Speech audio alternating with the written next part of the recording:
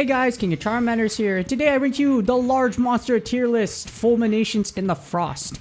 So I wanted to get this one out before the March update came out and new monsters were released, because I wanted to rank the easiest to hardest monsters in Monster Hunter now. Since I'm mostly known for the attack pattern guides, I wanted to basically put out my opinion on which large monsters rank from the easiest to hardest. And I'm going to rank these monsters from D being the easiest to S being the hardest.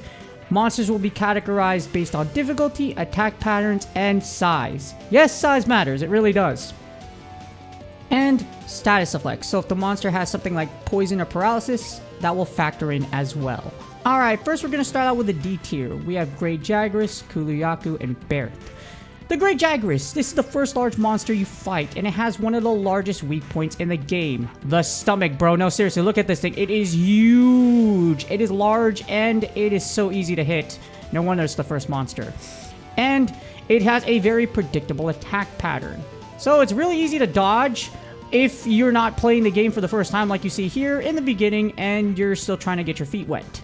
And it also has a long-range attack. So that combined, even though it has all these qualities, but it is the first monster you fight, and with that being said, also the weakest. Next up we have Kuluyaku. This mohawk and iconic monster that just has the greatest hair of all time frequently pauses between attacks, making it an easy target. Also, its head and forearms are really easy to target. Also, don't mind my oofed ult. I just wanted to do that to show you that if you miss your ult with the dual blades, it's not going to work.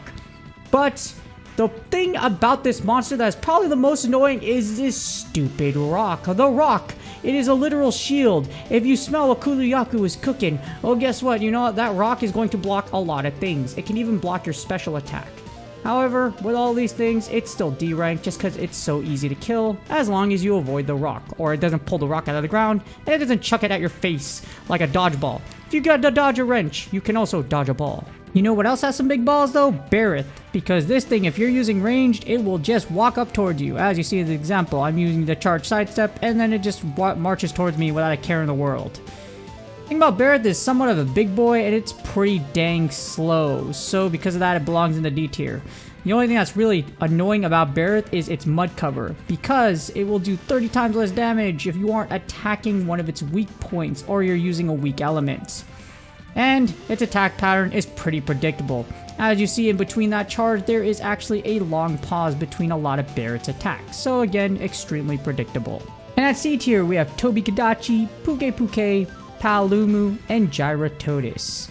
First, we're starting with Tobikadachi. Now, the thing about this thing is its tail is a large weak point. It's also annoying if you try to lock onto its tail, because it's like trying to, it's super irritating, like when you're trying to like tap up and down and finally lock on finally gets onto it.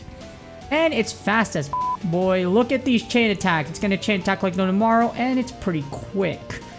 However, the reason why it belongs in C is because it lacks a long-range attack. It will be chasing you a lot of the battle, and sometimes it has a midlife crisis of whether or not it's a supercharge or roar. So, you see in this battle, it does supercharge and electrifies its attacks, but it can also roar. So, besides that, the supercharge leaves it super vulnerable to attacks, as you see here, and it makes it pretty easy to take care of Tobikadachi. Next up, we have Puke. As ridiculous as its name sounds, this thing is actually pretty dang annoying. Because of its poison attacks, it uses a lot of poison attacks, and its tail attack also goes both ways. It will swipe left and it will swipe right, like a Tinder date. And its tongue attack also has a very wide range. The thing about this thing is, its head is the only weak point as well, and its saving grace, despite the fact that I think it's a flying wyvern, is it can't fly. So even though it has wings, it can't fly. It uses it to glide in the air and claw your eyes out with its claws. Yeah. Speaking of things with wings, next up we got Palumu. So Palumu actually has a lot of weak points, especially if you're a long-range bow or light bowgun user. As you see, attacking its wings are very, very good, along with its neck pouch. Now the thing about this thing, it can fly. As you see it transitions, it spreads its wings and it can fly in the air. This is what makes it somewhat of an annoying monster to target. Because it flies in the air, because it moves around in the air so much, it's really annoying to just keep any tabs on it. Along with that, even if we break one of its wings, as you see here, it can still fly in the air. I believe if you break its next pouch, it can fall to the ground, but still annoying. It also has this long-range tornado attack, where if it fires, a tornado will come out in the air, and if you're caught in it, it will knock you up. And as you see right there, didn't get caught in it, but it also has this really annoying wind pressure attack that will draw you forward and stun you. And last but not least for the C tier, we have our favorite toilet bowl monster, the fish Gyrototus. The thing about it, Gyrototus, the mud armor is really annoying if you're not attacking weak spots. It has a dig attack while going underground, and our poor friend Super Chat here just got absolutely wiped out to oblivion. Now, it's not as big as other monsters, and I don't know how it popped out from underground like that, but as you see, after you break it and it pops out from underground, it gets on 2 legs. And the reason why this thing belongs in C tier is not only is it pretty easy to target, as you see here, but also it's somewhat slow. So it's very slow and it's easy to attack. Moving forward, we have the big B tier, Rathian, Rathalos, Anjanath, and Great Gyros. Starting with Rathian. She is large and can fly for short periods of time. Her attacks also have a large amount of range. As you see, this tail swing literally takes almost the entire screen if you're in range. It also has poison and fire. Poison and fire elements combinations make this a worthy adversary. If it does hit you with its claws or the tip of its tail, it will poison you. And again, it is relative. It's actually really annoying. One of the tougher monsters in Monster Hunter now, Rathian, will make you hate the next one coming. And he's coming in hot, because he's her booting Rathalos. Everything that Rathian does, this thing can do better, and he flies more. So yes, he flies a lot more, and Rathalos is just one really pissed off male dragon, being able to do a ton of damage to you if you can't dodge its maneuvers like you saw over there. And again, it could do everything like Rathian, but more. And this thing can also light the floor on fire with one of its fire attacks, and the floor is lava. As you see right there, if you don't see the thing to the right, the floor is on fire. So that means the floor is lava, and you don't want to step on that, otherwise you take damage. It's still doable to take down, but he is definitely worthy of B tier. Next up, we have Anjanath for the B tier. Let's be real, it's a freaking Tyrannosaurus Rex. If you've ever watched Jurassic Park, there's a one scene where the dude looks at the mirror and it's a T-Rex ready to ravage its soul. Just like how Anjanath will ravage your entire body, as it has a large hitbox attack pattern. This thing will literally chomp through and tear through the battlefield, all in an attempt to tear you in half and make you its next meal. Now the thing is, it also has this powerful flamethrower attack, but it leaves it vulnerable for a long period of time. This causes fire elemental damage, but that's only if you dodge it. If you don't dodge it, you're going to end up on the next pot roast, barbecue, or hot pot, whatever you like to do as far as like cooked delicacy, and you're going to be on the menu. And breaking its head also causes it to counterattack. As you see right here, it's one of the few monsters to where if you break one of its parts, you're going to pay for it with a lot of your HP if you don't dodge right after you hit it. And last but not least, on the B tier, we have Great Gyros. While it is smaller than most large monsters, this thing can be fast, and it's incredibly deadly because the reason why this thing makes B tier, I don't show it in this clip because I don't get hit by it, but if you do get hit by it, be very careful because you see those poisonous or paralysis fangs right there? They hit you, guess what? You're gonna get stunned, and if you get stunned by another attack after that attack, guess what? You probably are gonna get stunned again and again until you have to use a potion to revive yourself. Because paralysis is one of the most annoying status effects in the entire game. This creates a kind of paralysis chain effect where if you are to hit by an attack that doesn't paralyze you after you get paralyzed, guess what? You're just going to go on this endless loop until again you use a potion to revive yourself. Because of this, paralysis stat effect is arguably the most annoying in the game when you are paired with this large monster. And even though Great Gyros is honestly not as difficult as some of the monsters on this B tier list, it makes it solely because of that paralysis element. And at the second to most powerful tier, we have the A tier. We have Barioth, Radabon, Bambro, Diablos, and Legiana. Barioth, the thing about this thing, it's freaking huge. This white saber-tooth tiger wyvern will take your soul.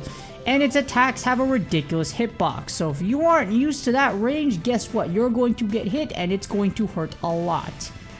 This monster also has the ability to fly, so if you thought it was worse that it could literally dive around the battlefield trying to take your head off, guess what? It can roar, it's super hard to just dodge anything that it throws at you.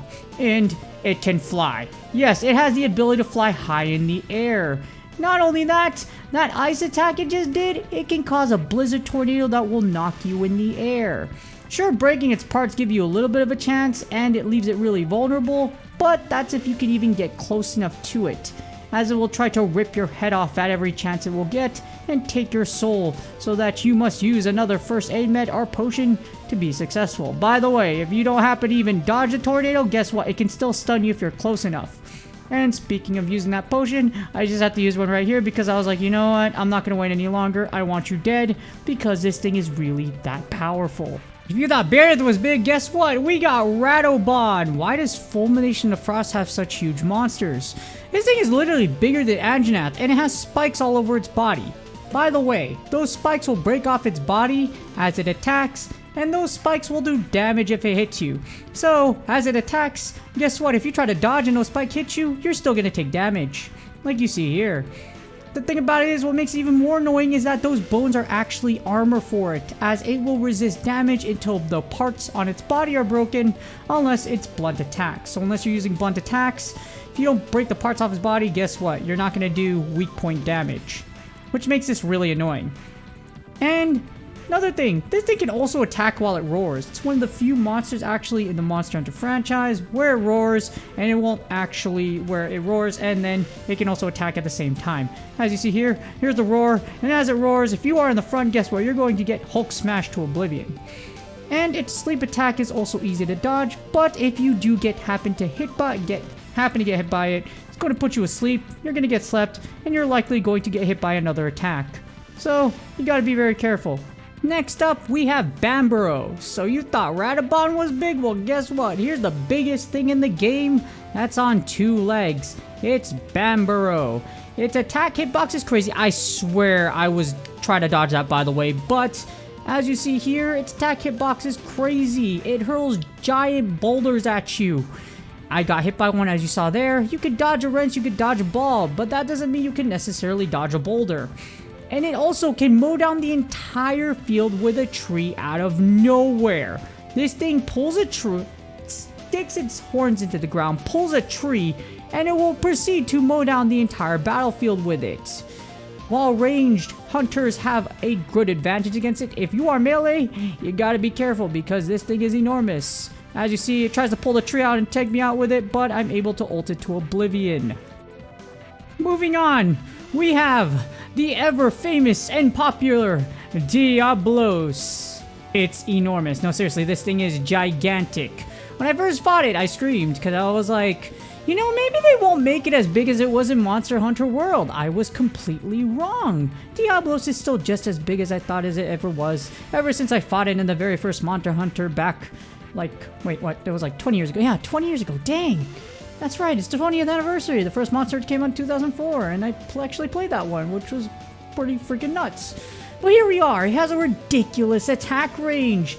If you fought Diablos all the way back in Monster Hunter 1, it was incredible. And I mean by incredibly annoying because its attack range was ginormous. Still the same thing in Monster Hunter now. You have to roll multiple times for nearly every one of its attacks, especially its tail attack. It does the second most damage out of the original cast of large monsters. So in the story, Diablos is actually the monster that does the second most damage out of the story. It can dig underground to burn the timer, one of the most annoying things in the world, because if you're about to kill this thing, guess what? It can dig underground, burn the clock, and GG's. And probably one of the biggest things about it, its name in English is literally Devils. This is Devils, and Devils will try to drain the... Remember I talked about draining the clock right here? It literally takes a Hail Mary, last second, attack after the timer to win this battle. Honestly, I think these two are tied, but for the last and for the most power of all the A tier, at least as far as damage goes, we have Legiana. Legiana has the highest damage output out of all the original storyline monsters in Monster Hunter now. So in the storyline, Legiana does the most damage. And it has the second highest HP only to Rathalos. The thing about it is, while it's not as big as Diablos, it has an incredibly powerful ice area of effect attack, and its ice attack series in general is just incredibly powerful. As you see here, it can also fly, so it can fly and it has uses powerful ice attacks while it's flying as well. Thing is, attacking it with a poison weapon can keep it from flying, but that's really the only advantage you have against Legiana, and of course if you're a bow user, you can just shoot it out of the sky. But regardless of that, Legiana does with these statistics. Legiana is, in fact, I personally think it's tied with Diablos, but it is the most powerful of the A tier monsters on this list. And now, moving forward, we have the strongest of the strongest, the best of the best, the most powerful. We have the S tier. Zinogre, Pink Rathian, Azarathlos, and Black Diablos. Starting with Zinogre, it's the biggest monster on 4 legs. My god, it looks majestic, and also it is actually it's the most annoying monster on 4 legs. It can chain multiple attacks together and is the first final boss of Hunt-a-thons. Zinogre, for the past 3 months, you've either loved it or hated it because it dropped what you needed, or the fact that it has a rarity 6 material of its own. And it also has a supercharged form. Lightning strikes around the arena towards the battlefield, and it will try to strike you, and it sucks a lot. And it also has the most moves of all large monsters as of Fulminations of the Frost. Meaning this beast has over 12 attacks. I know because I made the attack patterns guide for it, and yes, it has over 12 attacks. It's nuts. Actually, I think 15 or 16, 17 attacks in total, but it's an absolute monstrosity, and it belongs in the S tier. And for the second S tier monster, we have Pink Rathian. Just like every other subspecies in this list for S rank, Pink Rathian is more aggressive than its original counterpart. It is so much more aggressive that you really don't have a lot of breathing room to dodge unless you're really familiar with the original Pink Rathian counterparts, the regular Rathian's attacks. So because they're more aggressive than their own counterparts, they attack like they're 8-star monsters no matter what rank they are. That's why Pink Rathian and the other subspecies all automatically obtain S ranking, just because they're that hard. Obviously, it looks easy on my part just because I'm using an overgraded Black Diablos bow, but if that was an 8-star Pink Rathian, that battle would be a lot more difficult. It has an upgraded tail attack that is difficult to dodge, and a powerful breath attack that leaves the ground on fire. If you've ever touched the ground on fire, it's actually a pretty cool breath attack. It's like lightning surrounds its breath and then bam, it fires a very powerful attack. So if it hits, and it sucks if it does hit. The only thing about Pink Rathian, it is the weakest subspecies as of the end of Fulminations of the Frost. We'll be getting more of these in the future, so that's the reason why Pink Rathian, as far as the S ranking difficulty, it only ranks above Zinogre just because of the fact that it's a variant. And the second most powerful monster in the game as of right now is, for the S tier, Azarathlos. Azarathlos flies more than its original counterpart. It also has more attacks. It's more aggressive with a more diverse moveset. If you fought many of these things and you're not a bow main, this thing is going to chase you around like no tomorrow, and it can be really annoying. Actually, it is really annoying. It also has a powerful fire breath attack that leaves the ground on fire longer than usual. And here's a fun fact. At 10 stars, Azarathlos actually has the most HP in the game according to MHN.Quest. So, with that being said, and the fact that it is the stronger version of Rathalos, as in Rathian, it's the husband, the dude, the one that will try to, the literal thing that tries to kill you, Monster Hunter 1, of course it's an S-ranked monster. And last but not least, the undisputed queen of Monster Hunter now, at least before the Fulmination of the Frost update ends, is going to be Black Diablos. An aggressive female subspecies of Diablos that is in heat. I think that's all you need to know for the fact that this thing is in fact the most powerful monster in Monster Hunter now. If you put everything together statistically, she is the most powerful, most dominant, and most destructive of all the large monsters in the game. Arguably the most attack-aggressive monster in the game. As you see here, she is just literally going ham, attacking in chains over and over again with a ridiculous hitbox range. Oh my gosh. But that's just the thing about Black Diablos. If you aren't an expert at handling her attack, she's going to hit you over and over again. And if you're a melee player fighting her for the first time, or you don't have a lot of experience fighting her, you're going to get hit a lot, and it's going to suck a lot. Along with that, she carries the single most annoying combo in the game, the double dig attack, or even triple. The thing about Black Diablo, she will often use this combo and do dig attacks in succession, meaning she's going to dig underground multiple times and burn out the clock, almost causing you to lose the hunt. With that being said, hope everyone is looking forward to a new set of monsters coming in the March Major updates. And I can't wait to do another tier list when that comes out. That being said, please do me a huge favor, like, subscribe, and comment for the YouTube algorithm. Good luck on your grinds, and I will see y'all on the next video.